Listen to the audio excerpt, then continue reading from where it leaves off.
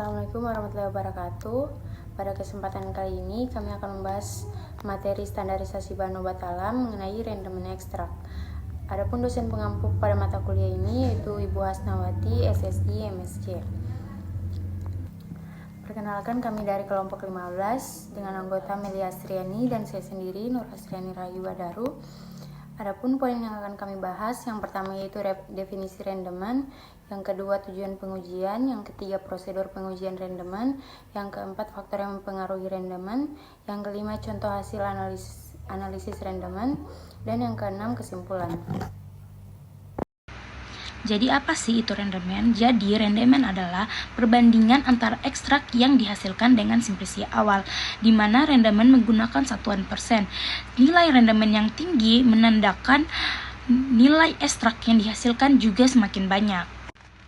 Apa sih yang menjadi tujuan pengujian rendemen? Jadi tujuannya yaitu untuk mengetahui kadar metabolit sekunder yang terbawa oleh pelarut, namun tidak dapat menentukan jenis pelarutnya. Menurut Dewatisari dan kawan-kawan 2018, nilai rendemen berkaitan dengan banyaknya kandungan bioaktif yang terkandung pada tumbuhan. Prosedur pengujian rendemen dilakukan menggunakan timbangan analitik, di mana serbuk simplisia yang digunakan ditimbang berat awalnya. Setelah dilakukannya proses ekstraksi, ekstrak yang dihasilkan ditimbang pula beratnya agar dihitung nilai rendemennya, di mana rumus rendemen yaitu persen rendemen sama dengan bobot ekstrak yang dihasilkan dibagi bobot serbuk simplisia yang digunakan dikali 100%. Untuk faktor yang mempengaruhi rendemen, yang pertama yaitu penyiapan bahan sebelum ekstraksi, kemudian ukuran partikel, lamanya proses maserasi, dan jenis pelarut yang digunakan. Kemudian berikut contoh hasil analisis rendemen.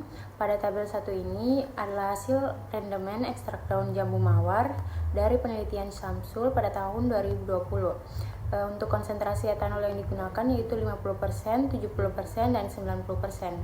Adapun hasil analisis rendemen dari tabel 1 ini menunjukkan bahwa ekstrak daun jambu mawar konsentrasi etanol 50% menghasilkan rendemen lebih banyak dibandingkan konsentrasi etanol pada 70% dan 90%. Hal ini menunjukkan bahwa kandungan senyawa kimia dalam jambu mawar relatif mudah larut dalam etanol yang memiliki konsentrasi paling kecil, di mana pada konsentrasi tersebut terdapat campuran etanol dan air 50% banding 50%.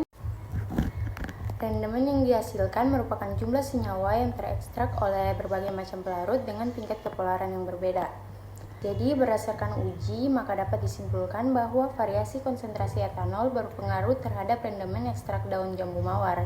Perbedaan rendemen ekstrak etanol 50%, 70%, dan 90% disebabkan antara lain karena perbedaan kemampuan masing-masing cairan penyari dalam proses ekstraksi untuk memperoleh zat aktif yang terkandung dalam ekstrak tersebut dan kelarutan zat aktif dalam cairan penyari yang berbeda.